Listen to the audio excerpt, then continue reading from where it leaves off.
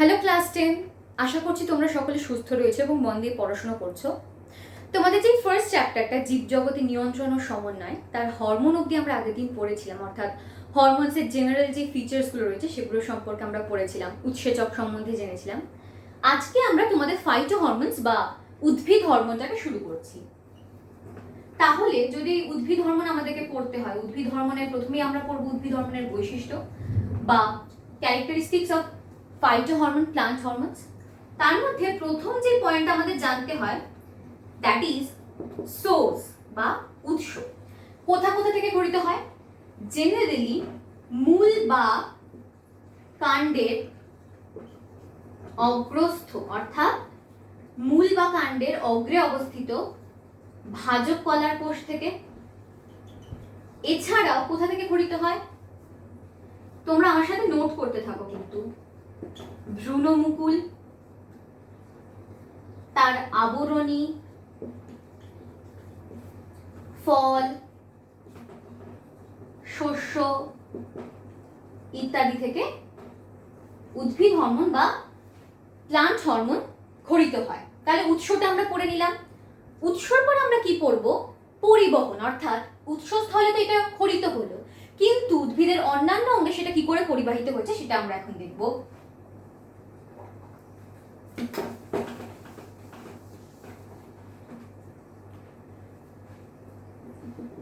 আমরা এমনি হরমোন পড়ার সময় দেখেছিলাম যে হরমোন ব্যাপন প্রক্রিয়ায় দেহতরলে মেশে। এখানেও সেম হয়, ব্যাপন প্রক্রিয়ায় কোষ থেকে কোষান্তরে বাহিত হয় উদ্ভিদ হরমোন, এবং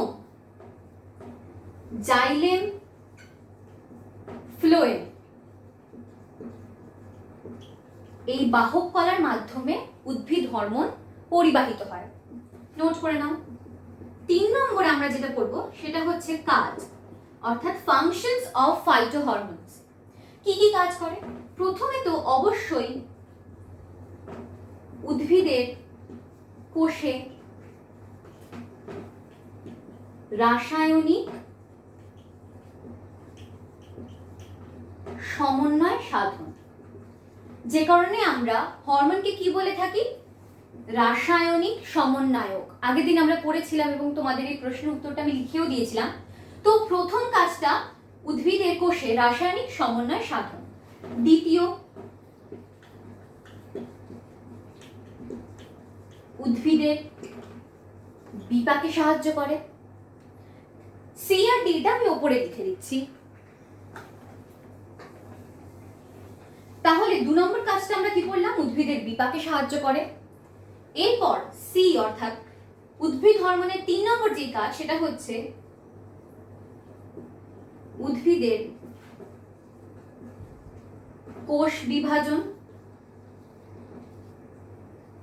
ঘটানো এন্ড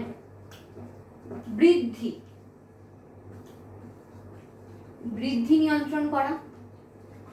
এছাড়াও আরেকটা যে কাজ রয়েছে সেটা আমি এখানে এখন লিখে দিচ্ছি। তোমাদের আশা করছি নোট করা হয়ে গেছিল, না করা হলে তোমরা একটু ভিডিওটাকে পিছিয়ে নাও এবং সেখানকার স্ক্রিনশট নিয়ে নাও। উদ্ভিদের কোষ বিভাজন ঘটানো এবং বৃদ্ধি নিয়ন্ত্রণ করে। এছাড়া 4 নম্বরের যেই কাজটা উদ্ভিদ হরমোন করে থাকে সেটা হচ্ছে ফুলের পরিস্ফুটন নিয়ন্ত্রণ। এই সম্বন্ধে, এই ফুলের পরিস্ফুটন নিয়ন্ত্রণ বা উদ্ভিদের কোষ বিভাজন ঘটানো, বৃদ্ধি নিয়ন্ত্রণ, এই সব কিছু সম্বন্ধে আরেকটু ডিটেলসে আমরা যখন হরমোনগুলো পড়া শুরু করব তখন আমরা জানতে পারবো।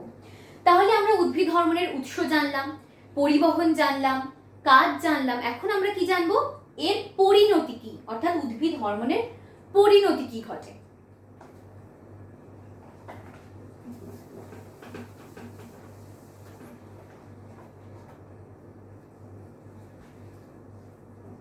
তাহলে এই পয়েন্টের নাম হচ্ছে পরিণতি, রাইট? প্রথমে আমরা জানবো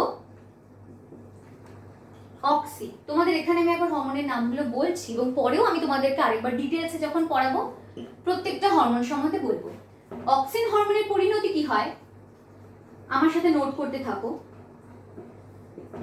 আমরা সকলেই জানি হরমোনের জেনারেল ফিচার্স পড়ার সময় আমরা জেনেছিলাম হরমোনের ক্রিয়া শেষে হরমোন ধ্বংসপ্রাপ্ত হয়।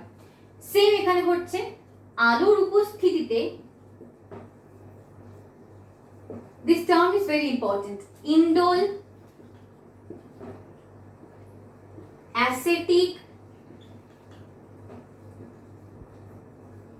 acid oxidase. তাহলে কি বললাম? ইন্ডোল অ্যাসিটিক অ্যাসিড অক্সিডেজ এই উৎসেচকের প্রভাবে ধ্বংসপ্রাপ্ত হয় অক্সিন হরমোন। 2 নম্বর যে হরমোনটা সম্পর্কে আমরা জানবো এখন সেটা হচ্ছে জিবরেলিন। জিবরেলিন হরমোন কিসের প্রভাবে তাহলে ধ্বংস হয় জেনে নিই আমরা। জিবরেলিক অ্যাসিড অক্সিডেজ। তাহলে অক্সিন হরমোন কিসের প্রভাবে ধ্বংসপ্রাপ্ত হচ্ছে? ইন্ডোল অ্যাসিটিক অ্যাসিড অক্সিডেজ উৎসেচকের প্রভাবে, এবং জিবরেলিন ধ্বংস হচ্ছে জিবরেলিক অ্যাসিড অক্সিডেজের প্রভাবে।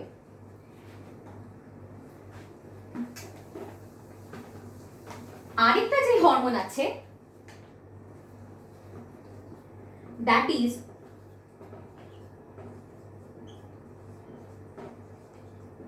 সাইটোকাইনিন। এই সাইটোকাইনিন কি কোন উৎসেচকের প্রভাবে ধ্বংসপ্রাপ্ত হয়?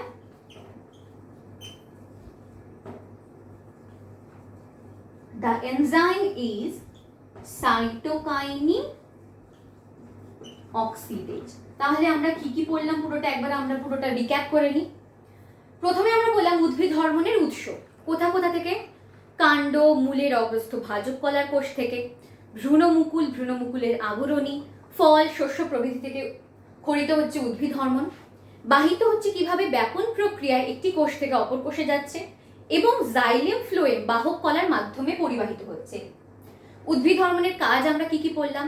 প্রথমত উদ্ভিদের কোষে রাসায়নিক সমন্বয় সাধন, উদ্ভিদের বিপাক নিয়ন্ত্রণ, এছাড়াও উদ্ভিদের বৃদ্ধি নিয়ন্ত্রণ, ফুলের পরিস্ফুটন নিয়ন্ত্রণ, এবং লাস্ট পরিণতিতে আমরা পড়লাম যে অক্সিন হরমোন, অক্সিন নামক যে ফাইটো হরমোন বা প্লান্ট হরমোনটি রয়েছে সেটি আলোর উপস্থিতিতে ইন্ডোল অ্যাসিটিক অ্যাসিড অক্সিডেজের প্রভাবে ধ্বংসপ্রাপ্ত হয়, জিবরেলিন জিবরেলিক অ্যাসিড অক্সিডেজের প্রভাবে ধ্বংসপ্রাপ্ত হয়, and the last one cytokinin oxidase উৎসেচকের প্রভাবে ধ্বংসপ্রাপ্ত হয়। এতটা তোমরা নোট করে নাও, তারপর আমরা অক্সিন হরমোনটা সম্বন্ধে আজকে ডিটেলসে জানবো। তো আমরা এখন ফাইটো হরমোন অক্সিন সম্পর্কে ডিটেলসে পড়ব। ঠিক আছে, অক্সিনের রাসায়নিক নামটা সবার আগে আমরা একটু জেনে নিই। তোমাদেরকে যখন পরিণতি পড়াচ্ছিলাম তখন অক্সিন কিসের প্রভাবে ধ্বংসপ্রাপ্ত হয় বলেছিলাম? Indole acetic acid oxidase. তো সেখান থেকে একটা ধারণা করাই যাচ্ছে যে অক্সিনের অপর নাম বা রাসায়নিক নাম ইন্ডোল অ্যাসিটিক অ্যাসিড, যেটাকে আমরা শর্টে IAA এইভাবেও লিখে থাকি। রাসায়নিক নামটা এখন আমরা জানলাম। এরপর যেটা জানবো সেটা হচ্ছে অক্সিনের সংকেতটা কি। তাহলে অক্সিনের সংকেত কি? C10H9O2N। এরকম প্রত্যেকটা হরমোন, ফাইটো হরমোনেরই একটা করে সংকেত থাকবে, সেটা আমাদের মনে রাখতে হবে। তো অক্সিনের সংকেতটা কি? C10H9O2N। এর থেকে আমরা এর রাসায়নিক সংযুতিটা জেনে নিলাম, অর্থাৎ এর উপাদান কি? Carbon, hydrogen, oxygen and nitrogen. যে কারণে অক্সিজেনের যে সংজ্ঞাটা লেখা আছে সেখানে লেখা আছে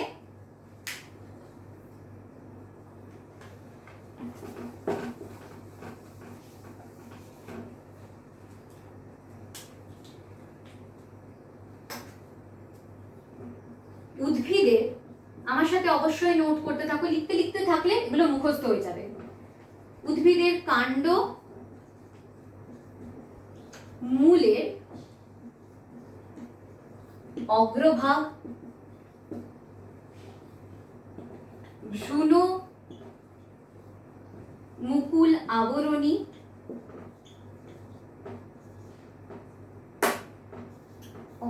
পেনটা আজকে একটু সমস্যা করছে, এক সেকেন্ড পেনটা চেঞ্জ করছি।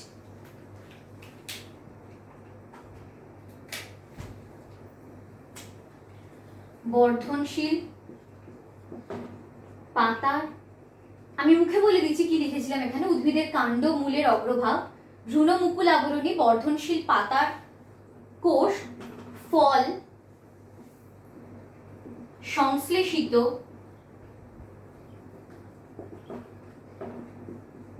নাইট্রোজেন ধর্মী। এই নাইট্রোজেন ধর্মী কথাটা ইম্পর্টেন্ট, কারণ আমরা দেখেছিলাম অক্সিজেনের রাসায়নিক সংকেতে নাইট্রোজেন রয়েছে। নাইট্রোজেন ধর্মী জৈব অম্ল যা উদ্ভিদের বৃদ্ধি নিয়ন্ত্রণ করে। এবার দেখো, এই সংজ্ঞাটা যদি আমরা মুখস্থ করি তাহলে আমরা ছোট ছোট ডিটেলস গুলো কিন্তু জেনে যাচ্ছি, বা ছোট ডিটেলস গুলো আমরা যদি মুখস্থ করি তাহলে আমরা কিন্তু সংজ্ঞাটা সেখান থেকে নিজেরাই লিখতে পারবো। দুটো জিনিসই মুখস্থ করতে গিয়ে বেশি খাটার কোনো মানে হয় না। একটু বুঝে নিই আমরা। উৎসটা প্রথম থেকে পেয়ে যাচ্ছি, কিসে কিসে? উদ্ভিদের কাণ্ড, মূলের অগ্রভাগ, ভ্রূণমুকুল আবরণী, বর্ধনশীল পাতার কোষ, ফল। তাহলে এইটা কি? এটা হচ্ছে এর সোর্স, অক্সিজেনের সোর্স বা উৎস। নাইট্রোজেন ধর্মী জানছি মানে রাসায়নিক সংযুক্তিটা জেনে যাচ্ছি, এবং কাজের একটা ধারণা পাচ্ছি, সেটা হচ্ছে উদ্ভিদের বৃদ্ধি নিয়ন্ত্রণ করা। আরেকটা জিনিস সেটা হচ্ছে এটা ইন্ডোল অ্যাসিটিক অ্যাসিড বা IAA। তাহলে অক্সিজেনের সম্পর্কে প্রাইমারিলি আমাদের যেগুলো জানা দরকার পুরোটাই কিন্তু আমরা এটার মধ্যে পেয়ে গেলাম। তোমরা এটা নোট করে নাও বা স্ক্রিনশট নিয়ে নিতে পারো।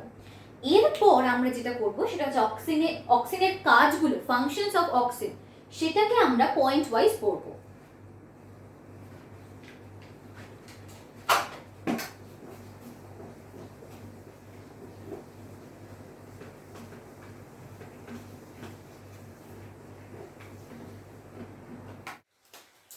তাহলে আমরা এখন পড়া শুরু করব অক্সিজেনের কাজ। এর মধ্যে প্রথম যেটা আসছে সেটা হচ্ছে অগ্রস্থ প্রকটতা। এই টার্মটা নিয়ে কিন্তু তোমাদের এমনিও প্রশ্ন দিতেই পারে পরীক্ষায়। তাহলে আগে আমরা জানি অগ্রস্থ প্রকটতা কি। একটা গাছের দু ধরনের মুকুল থাকে আমরা জানি, একটা হয় শীর্ষ মুকুল বা অগ্রমুকুল, আর যে আরেকটা টাইপ রয়েছে সেটা হচ্ছে কাক্ষিক মুকুল। এই কাক্ষিক মুকুলগুলো থেকে আমরা জানি কাণ্ড, শাখা প্রশাখাগুলো তৈরি হয়। কিছু কিছু গাছের ক্ষেত্রে যাদের অগ্রমুকুল প্রাধান্য পায় সেই অগ্রমুকুল থেকে অক্সিন হরমোন সংশ্লেষিত হয়, এবং সেই অক্সিন হরমোন এই কাক্ষিক মুকুলের কাজটাকে ব্যাহত করে, ফলে সেই উদ্ভিদ থেকে শাখা প্রশাখা তৈরি হয় না। তাহলে কি হচ্ছে? কোনো রকম শাখা প্রশাখা তৈরি হচ্ছে না, কিন্তু গাছটা দৈর্ঘ্যে বৃদ্ধি পাচ্ছে অগ্রমুকুলের প্রভাবে। তাহলে কি হচ্ছে আমি একটু জিনিসটাকে বোঝানোর চেষ্টা করছি। ধরো এটা একটা গাছ, ঠিক আছে? এর এখানে রয়েছে, এটা আঁকাটাকে কেউ সিরিয়াসলি নিও না, শুধু বোঝানোর জন্য বলছি। এটা হচ্ছে অগ্রমুকুল, এখানে রয়েছে কিছু কাক্ষিক মুকুল, রাইট? তো এই কাক্ষিক মুকুলগুলো থেকে কি তৈরি হওয়ার কথা? এরকম শাখা প্রশাখা বেরোনোর কথা। তো সেগুলো হচ্ছে না। কেন হচ্ছে না? কারণ এই অগ্রমুকুল প্রাধান্য পেয়ে এখান থেকে যে অক্সিন হরমোনটা সংশ্লেষিত হচ্ছে, সেই সংশ্লেষিত অক্সিন হরমোন এগুলোর কাজকে ব্যাহত করছে, এবং এখান থেকে শাখা প্রশাখা তৈরি হচ্ছে না। গাছটা শুধুমাত্র দৈর্ঘ্যে বৃদ্ধি পাচ্ছে। এটাকেই বলা হয় অগ্রস্থ প্রকটতা। অক্সিন হরমোনের তাই একটি অন্যতম কাজ এই অগ্রস্থ প্রকটতা ঘটানো। পরের পয়েন্টটা আমরা দেখে নিই।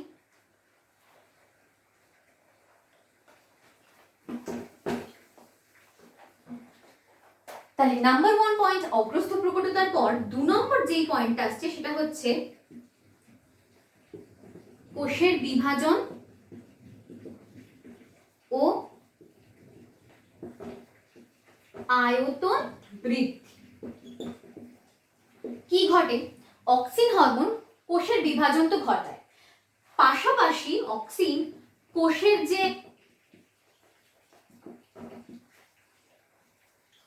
কোষ প্রাচীর, সেই কোষ প্রাচীরকে নমনীয় করে তোলে, অর্থাৎ সেখানে অন্যান্য উপাদানের সঞ্চয়টা বাড়িয়ে দেয়, কোষ প্রাচীরকে নমনীয় করে। তাহলে প্রথমে হচ্ছে একটা ফ্লো চার্টের মতো দেখছি, মাইন্ড ম্যাপের মতো মনে রাখো, নমনীয় করে, সেখানে উপাদান সঞ্চিত হচ্ছে, কোষ বৃদ্ধি পাচ্ছে। এছাড়া আরেকটা কি করে, কোষে গহ্বর সৃষ্টি করে, অক্সিন হরমোন কোষে গহ্বর সৃষ্টি করছে, ভ্যাকুওলস যেটা কোষ গহ্বর, এবং দুটো কাজই ফাইনালি গিয়ে কিসে রেজাল্ট দিচ্ছে, আয়তন বৃদ্ধি করছে কোষের। তাহলে সেকেন্ড পয়েন্টটা বোঝা গেল কি, অক্সিনের দ্বিতীয় কাজ কোষের বিভাজন ঘটানো এবং আয়তন বৃদ্ধি করা।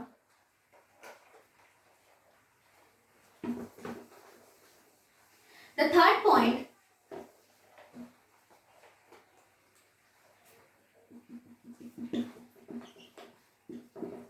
মূলের বৃদ্ধি করা। এটা কিন্তু মনে রাখতে হবে, সেটা হচ্ছে লঘু ঘনত্বের অক্সিন, লঘু ঘনত্বের অক্সিন মূলের বৃদ্ধি ঘটায়। তাহলে থার্ড পয়েন্ট কি পড়লাম আমরা, মূলের বৃদ্ধি ঘটানো, যেটা কি করছে, লঘু ঘনত্বের অক্সিন। এটা একটা কিন্তু মানে বিপরীত কাজ ঘটে। কাণ্ডের ক্ষেত্রে অধিক ঘনত্বের মানে অধিক ঘনত্ব হলে অক্সিনের তখন বৃদ্ধি ঘটে, এবং মূলের ক্ষেত্রে কম ঘনত্ব বা লঘু ঘনত্বের অক্সিন হলে তবে বৃদ্ধি ঘটে। পরের পয়েন্ট আমরা দেখে নিই।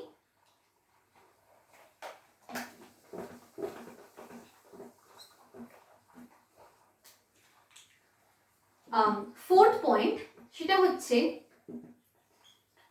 ফলের বৃদ্ধি। কি হয়, নিষেকের পূর্বে বা পরাগ মিলনের পূর্বে অনেক সময় ডিম্বাশয়ের মধ্যে এই অক্সিন হরমোনের পরিমাণ বৃদ্ধি পায়। সেটা কৃত্রিমভাবে প্রয়োগ করে হতে পারে বা ন্যাচারাল প্রসেসে হতে পারে। তাহলে কি হয়, ডিম্বাশয়ে অক্সিন হরমোনের পরিমাণ বৃদ্ধি পায়, ফলে ডিম্বাশয় ফলে পরিণত হয়। কিন্তু নিষেক ঘটেনি, তাই জন্য ডিম্বক বীজে পরিণত হচ্ছে না। অর্থাৎ কি ঘটলো, ডিম্বাশয় ফল, তাহলে কি হচ্ছে, এটা অক্সিন হরমোনের পরিমাণ বৃদ্ধি পেয়েছে কোথায়, ডিম্বাশয়। সেই জন্য ডিম্বাশয় কিসে পরিণত হচ্ছে, ফলে। কিন্তু ডিম্বক বীজে পরিণত হচ্ছে না। তাহলে এই ফলের মধ্যে কি থাকছে না, বীজ থাকছে না। এটাই হচ্ছে এই প্রসেসটারই একটা নাম, টার্মটা হচ্ছে পার্থেনোকার্পি বা বীজবিহীন ফল সৃষ্টি। শসা, তরমুজ এসবের ক্ষেত্রে কিন্তু আমরা এই পার্থেনোকার্পিড ফল দেখেছি।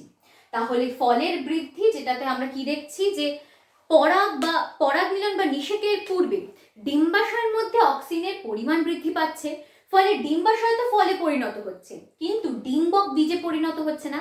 তাই এই ফলের মধ্যে বীজ থাকছে না এবং বীজবিহীন ফল তৈরি হচ্ছে। যেই পুরো ফেনোমেননটাকেই বলা হয় বীজবিহীন ফল উৎপাদন বা পার্থেনোকার্পি। এটা কিন্তু অক্সিনের একটা অন্যতম উল্লেখযোগ্য কাজ এবং প্রয়োগ, কারণ কৃত্রিমভাবেও এই ঘটনাটা ঘটানো হয়ে থাকে। পরের পয়েন্টটা একটু তোমাদেরকে খুব সুন্দর করে ডেসক্রাইব করতে হবে, তার আগে তোমরা এটা লিখে নাও, তারপর আমরা 5 নম্বর পয়েন্টটা জেনে নেব।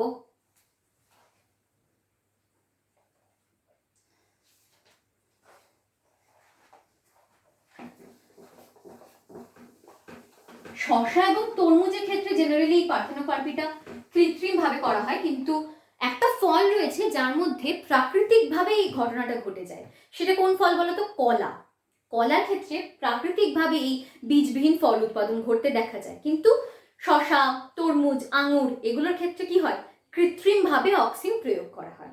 এরপর আমরা 5 নম্বর যে পয়েন্টটা পড়বো সেটা খুব ইম্পর্টেন্ট একটা পয়েন্ট, সেটা হচ্ছে ট্রপিক চলন নিয়ন্ত্রণ। ট্রপিক চলন কি আমরা একবার মনে করে নিত, ট্রপিক চলন তো আমরা আগেও পড়ে এসেছি। ট্রপিক চলন কি, উৎসের দিকে চলন। যেরকম কি কি পড়েছিলাম আমরা সেখানে, ফটোট্রপিক পড়েছিলাম, হাইড্রোট্রপিক পড়েছিলাম এবং জিওট্রপিক পড়েছিলাম। ফটোট্রপিক কি, সূর্যের আলোর দিকে বা আলোক উৎসের দিকে। জিওট্রপিক কি, অভিকর্ষজ বলের প্রভাবে অভিকর্ষজ টানের দিকে। সেই ট্রপিক চলন এই অক্সিন হরমোন কিভাবে নিয়ন্ত্রণ করে আমরা দেখব। দুটো ভাগে ভাগ করে নিচ্ছে, একটা হচ্ছে ফটোট্রপিক, আরেকটা হচ্ছে জিওট্রপিক। ট্রপিক চলনের ওপর অক্সিনের প্রভাবটা বোঝার আগে আমাদের অক্সিনের দুটো বৈশিষ্ট্য একটু জানতে হবে। কি হয়, অক্সিন হরমোন তীব্র আলোকে মানে তীব্র আলোর প্রভাবে রাসায়নিকভাবে বিশ্লেষিত হয়ে যায়। ফলে অক্সিন হরমোনের যে টেন্ডেন্সি থাকে সেটা হচ্ছে আলোক উৎসের বিপরীত দিকে সঞ্চিত হয়। আমি একটা ছবি আঁকছি, ঠিক আছে? ধরো এটা গাছ, এটা মূল, ঠিক আছে? এদিকে রয়েছে আলোক উৎস। অক্সিন হরমোন তাহলে কোন দিকে খরিত হবে, বেশি সঞ্চিত হয়? এই সাইডটায়। কারণ কেন? কারণ অক্সিন আলোকের প্রভাবে রাসায়নিকভাবে বিশ্লেষিত হয়ে যায়, তাই আলোক উৎসের বিপরীত দিকে অক্সিন হরমোন সঞ্চিত হয়।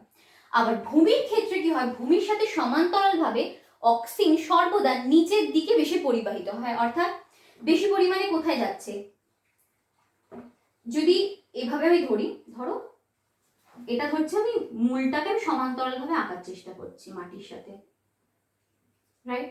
তাহলে কোথায় বেশি সঞ্চিত হবে? এই পোর্শনটাতে,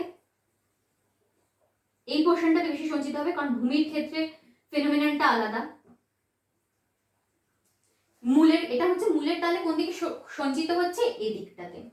এবার আমরা একটু আগে পড়লাম যে মূলের ক্ষেত্রে কম ঘনত্বের অক্সিন বৃদ্ধি ঘটায়, কাণ্ডের ক্ষেত্রে বেশি ঘনত্বের অক্সিন বৃদ্ধি ঘটায়। তাহলে বোঝো, পুরো জিনিসটা আমি একটু মুছে দিই ডাস্টারটা,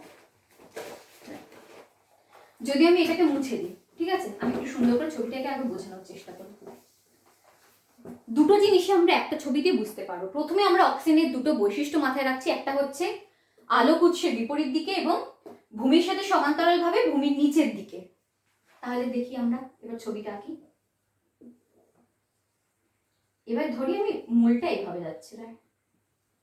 ধরলাম এটা মূল হয়েছে, এটা তো নিচের দিকে এভাবে নেমেই গেল। এবার আলোক উৎসটা এদিকে, অক্সিন কোথায় কোথায় সঞ্চিত হবে? এই সাইডটাতে। আলোক উৎসের বিপরীত দিকে অক্সিন সঞ্চিত হয়। এক্ষেত্রে কোথায় সঞ্চিত হবে? এই সাইডটাতে, কারণ ভূমির সাথে সমান্তরালভাবে নিচের দিকে পুরোটা সঞ্চিত হয়। সঞ্চিত হয়ে গেল। এবার দেখো, কাণ্ডের ক্ষেত্রে অধিক ঘনত্বের অক্সিন বৃদ্ধি ঘটায়, তাহলে কোন দিকটা বেশি বৃদ্ধি ঘটবে? এই সাইডটার বৃদ্ধি এই সাইডটার থেকে বেশি ঘটছে। বোঝো, একটা কাণ্ডের দুটো দিক, এটার বৃদ্ধি কম, এটার বৃদ্ধি বেশি, তাহলে এই সাইডটা কি হচ্ছে? বেশি বৃদ্ধি পাচ্ছে, পেতে পেতে পেতে পেতে কি হবে? কিন্তু এটা কম পাচ্ছে, তাহলে এই সাইডটা বেশি বৃদ্ধি পাচ্ছে, এই দিকেরটা পাচ্ছে কিন্তু এটা কম হচ্ছে, পেতে পেতে কি হবে? এটা আলটিমেটলি বেঁকে যাবে। তখন কি হয়, এই দিকে তাহলে এই জিনিসটা পুরোটা এবার বেঁকে যাচ্ছে, মানে এটা এইটুকু বৃদ্ধি পেয়েছে, সেই সময় এটা এতটা। ভারসাম্য রাখার জন্য এটা এভাবে কানেক্ট যদি থাকে, তাহলে এটা এদিকে বেঁকে গেল। এবার বোঝা গেছে? এটা এদিকে বেঁকে যাচ্ছে, এদিকে কি রয়েছে? আলোক উৎস। তাহলে আলোক উৎসের দিকে উদ্ভিদের কাণ্ডের এই বেঁকে যাওয়াটাই কি? ফটোট্রপিক চলন, আমরা পড়েছি। তাহলে কি হলো, এই পুরো জিনিসটা, কাণ্ডটা এদিকে বেঁকে গেল।